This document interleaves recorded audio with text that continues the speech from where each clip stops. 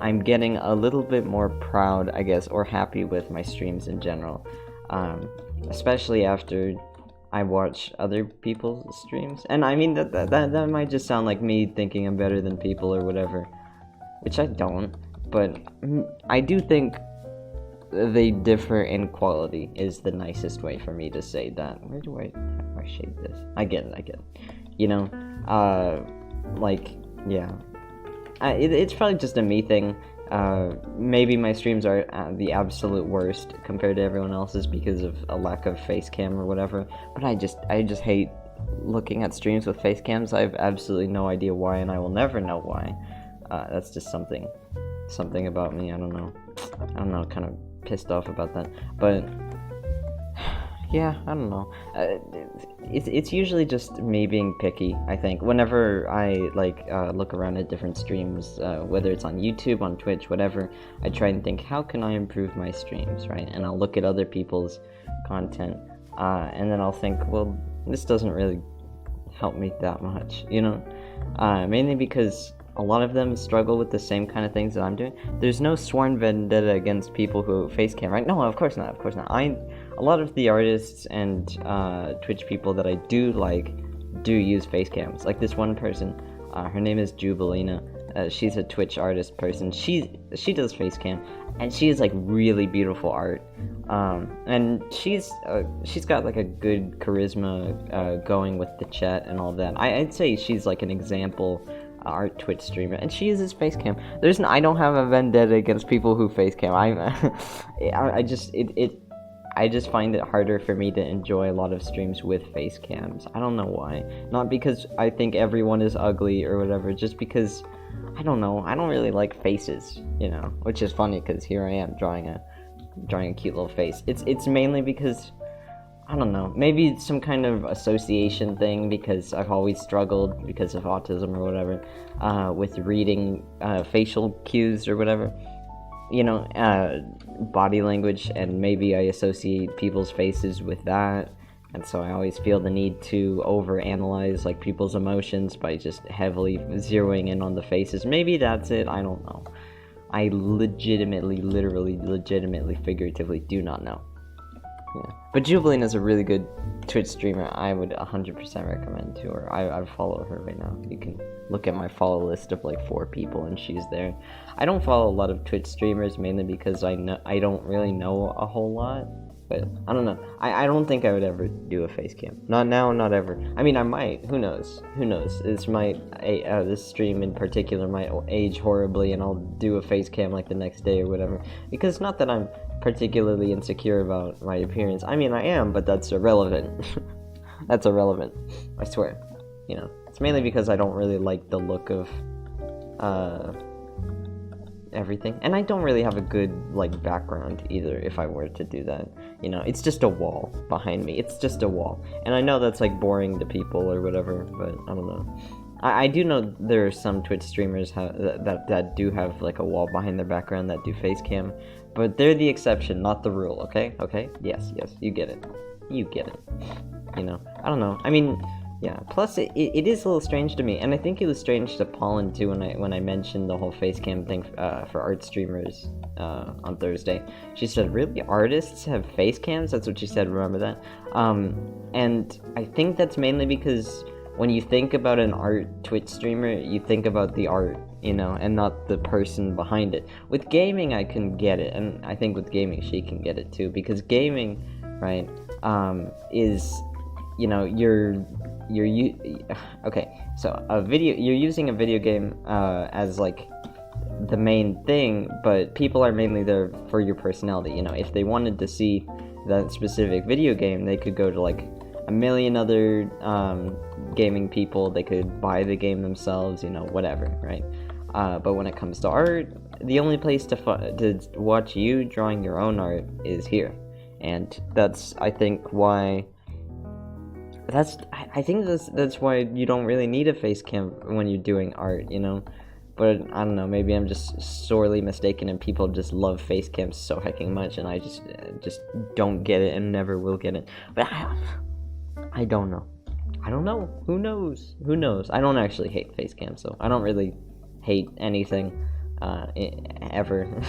It's just something I don't really see the appeal in, but it's fine. It's fine. I'm here drawing this. Because let me tell you, that reminds me of something. So when I was first streaming, or at least before I 100% started streaming, there was a video I saw of this woman. she's a very cool Twitch stream person. I've never watched her streams, but I watched her video, and in the video she said, it was titled like how to talk, tutorial on how to talk to yourself in Twitch streams or something like that. It's still up. If you just title like how to do art Twitch streams, or like how to talk to yourself on stream or whatever, or like something like that, you'll probably find her video. She's got a very good video. But basically one of the things that she says, I think she took like improv or something. One of the things she said was, you have a 15-minute window before somebody clicks off your stream, right? So what she meant by that was, somebody will join the stream and wait for you to say something, and if you're quiet within that 15-minute window, then that person will leave, and you will have lost the chance to like wow them or whatever, or convince them to stay around for your content, which is very good advice, and I am very glad that I even looked for a video that was talking about that, because if I hadn't, then I feel like I would have fallen victim to a lot of the other Twitch streams that I've seen, and I just remembered that I didn't get to go into this, but whenever I look up other like art Twitch streamers, like even like a small Twitch stream art people, and even like big ones too, they all seem to have the same problem, where they'll just sit in silence for a prolonged period of time. Either that, or they will say things, and I just do not like their personality. I mean, it's not that I don't like them personally, I just, sounds like a sales technique. I mean, I guess, I guess you could think about it like that. You are trying to sell people on your whole quote-unquote brand, right? Even though you're not like directly making money off of them. You're trying to convince them to stay. So it does kind of feel like sales a little bit, but at the same time, it's not like I'm manufacturing like a front to put up or anything. Like, no, I'm just talking. I'm literally just talking. I'm not thinking, ooh, how can I manipulate these people into thinking I'm a cool and quirky person, No, I'm literally just talking about whatever comes to mind, as long as it's not like wildly controversial. Not that I have wildly controversial thoughts or anything. I don't. That wasn't sarcasm. I don't.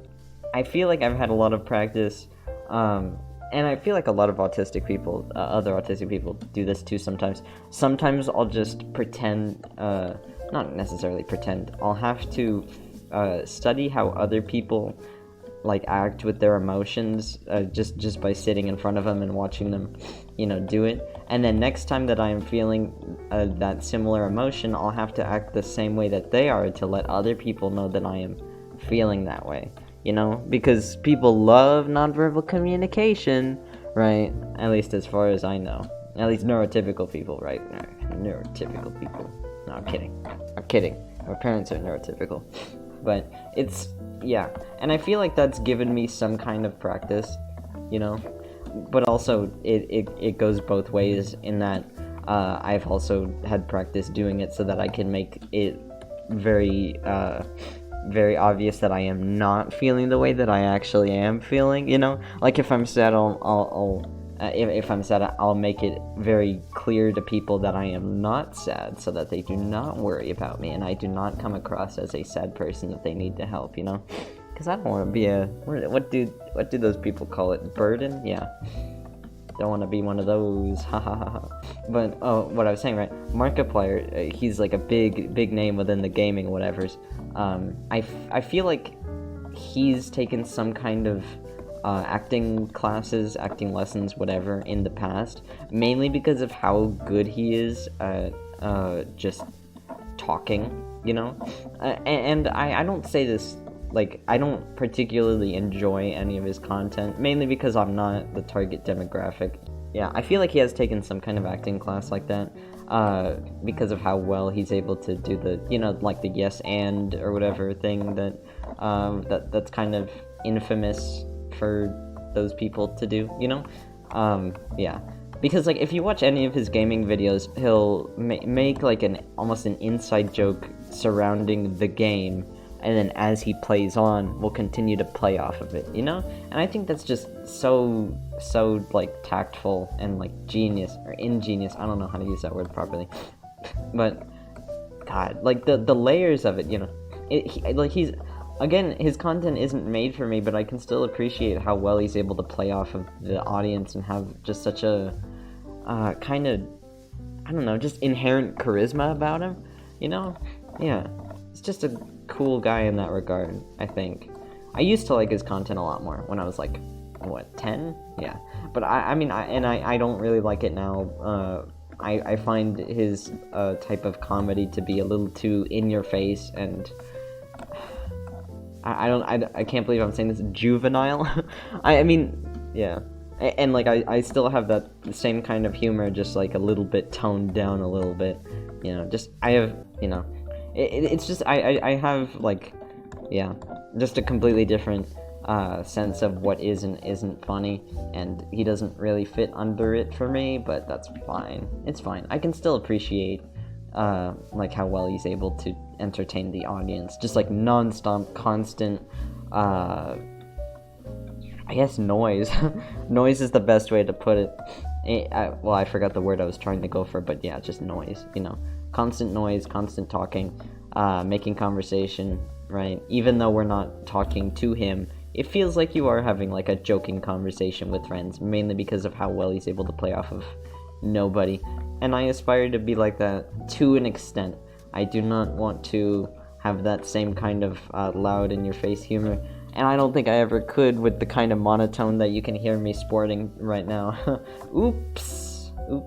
Yep. Oops. But it's fine. It's fine. I'm okay with how we are right now. Oops. Would you ever create a scientific study? I would love to, but I don't really have the funds to do so, and I don't really know how to do that. I just do not know how to do that, you know. I would love to do a study on like a bunch of different things, but if I was going to conduct like a specific study on gathering information and whatnot, it would definitely be related to some kind of ecology or reptile stuff. You know what it would be about?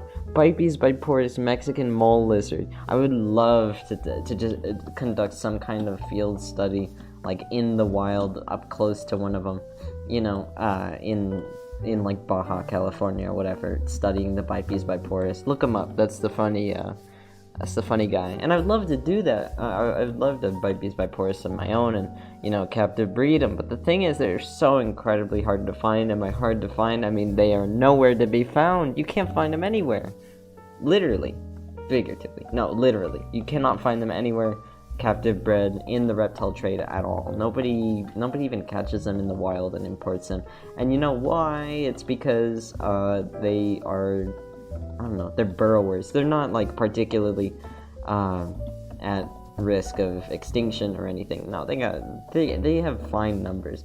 It's mainly that people just, I don't look for them, which is weird because the market is definitely there. You know, if you ever look at a Bipes biporous, you can tell that people, like, if you search up Bipes biporous, then you can see like one of the first results to come up in response to that is like Bipes biporous pet ? It's like, oh my god, you know, people definitely want these guys like as pets, but nobody is selling them. You know why? Because they're hard to get. Plus, like, you need some kind of license to import them, don't you? Like to get them across borders. Yeah, I would like to do like a study of them though, but I think I'd only conduct a study on Bipes biporous, like gathering information, you know, perfect kinds of care for these guys. Mainly just, I would do this after I have like a nice, a nice like breeding pair, I guess, because nobody knows how to breed these guys, and much less keep them, you know, because nobody's really, doing anything like that. I mean, I feel like I do know how to care for them. And I didn't really, because I did make a video on Bipes biporous, didn't I? When I was doing the whole herp corner thing. And I said, like, oh, I'm gonna compare their care to, like, an Argentine red tegu, which I shouldn't have done. I should have compared it to the, like, green iguana or whatever, because green iguanas live in about the same area that they do, don't they? Somewhere in Mexico. Somewhere like that. And I would love to like, try experimenting with the care, what makes the animal live the longest, what makes the animal have the happiest life. I mean, you can't measure the happiest life because, they have a lack of a neocortex, so they can't really feel delight, I guess, the same way that people can, so you can't really measure that. But whenever I search for the scientific name of a species, it's usually followed by for sale and suggested no, please stop. Yeah, I mean, I think it depends, because when it comes to reptiles, if you search up Rhacodactylus leachianus for sale, it's not necessarily that that's inhumane or anything, because there are actual captive bred Rhacodactylus leachianus, because I think that's kind of harmless, unless it's for small mammals. I do not at all support the breeding of small mammals. I think I mean, I don't know as much about that, but I do know that fennec foxes, it's completely inhumane to breed them because they can develop sinus infections really easily in captive environments. But for reptiles, it's fine. Yeah, it's totally fine, because even the species that people don't necessarily have good breeding with, a lot of the for sale Google searches could also be from possible breeders that want to start actually breeding a reptile that isn't already bred, which is actually very good, because then we can have more access to that species, and therein, gain more information, because if there's a surplus on specific reptiles, then we'd have more, if there's an excess of them, we have more access to them. Yes, for scientific studies, you get it. Because I mean, the most studied reptile I think would be the leopard gecko, and that's mainly because leopard geckos are so common. You can find, if you go to any reptile show, any reptile, I don't know what's it called, breeder, I guess, there's a high chance that they breed leopard geckos, because of one, how easy they are to breed, and two, how easy one male, one female leopard gecko is to find, and for reptiles, I think it's all right, because but the reason why I would like to start some kind of breeding project in the future of Bytes viporus, or legless lizards, or any animal like that, or any reptile specifically that isn't at all found in captivity, would mainly be because that would be really good in helping aid our scientific discoveries as they pertain to reptiles, because as it stands, we have so little information on herpetology in general, amphibians, reptiles, whatever, and that's kind of unfortunate because of how interesting these guys are. I mean, I'd probably say this because I'm autistic and hyperfixating on reptiles all day, every day, but it would also be very nice to just know more about these guys, I don't know, maybe that's just me, but it would be nice, but yeah. And that is kind of what I wanted to do by making Herp Corner when I did do that, for the short time that I did do that, and I do kind of want to continue that series a little bit, just redone, so that the entire quality of it is just a million times better. But you know me, that would be kind of a lot, I feel. I don't know, I don't really like the whole schedule thing. Maybe I could just revamp it just without the schedule, maybe that would work, but I'll think about it. God, when I drew with Sharpie over my characters, who I drew based off my idea of proper anatomy, a bunch of shapes squashed onto a face, any possible feeling in the art was lost instantly. What does that mean? Okay, a bunch of shapes squashed onto a face. I mean, I don't draw anymore because I don't like my art. Yeah, I mean, I get how being upset with the finished product can make you lose confidence in it, but you kind of have to just keep at it, and yeah, and it can be a little disheartening, but a way to get into it is just, study how other people do it and try and replicate what they do, completely copy some other pieces if you have to. Don't post the pieces that you completely copied, by the way, but when you copy something, it gives you some kind of idea of how they do it, and therein increases your idea of how to do art, I'm constantly, when I look at even just animation memes, but also just regular videos of people talking about things, I'll look at the editing that they have in the video and think, oh, I know how to replicate this in Sony Vegas, and stuff like that, and that has kind of improved my idea of how to do editing, you know?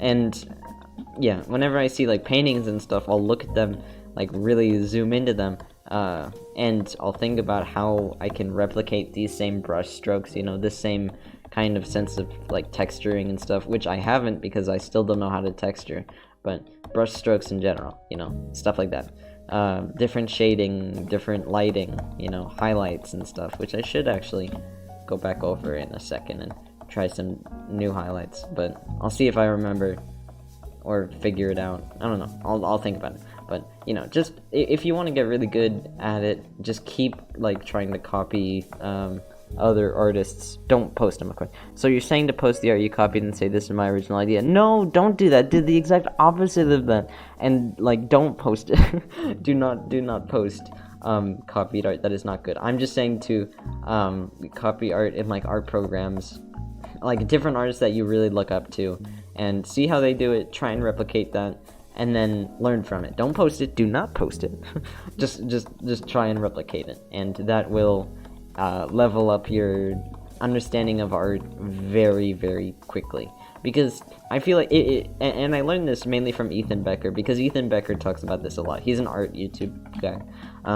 He is really good art. If I hadn't stumbled across Ethan Becker's channel like a few months ago when I did, I guess it's a joke. But if I hadn't stumbled across his Ethan Becker's art channel when I did, then I would have like plateaued in my growth. I wouldn't have figured out how to do lineless art. You know, I wouldn't have completely leveled up my understandings of character design and color composition and stuff like that.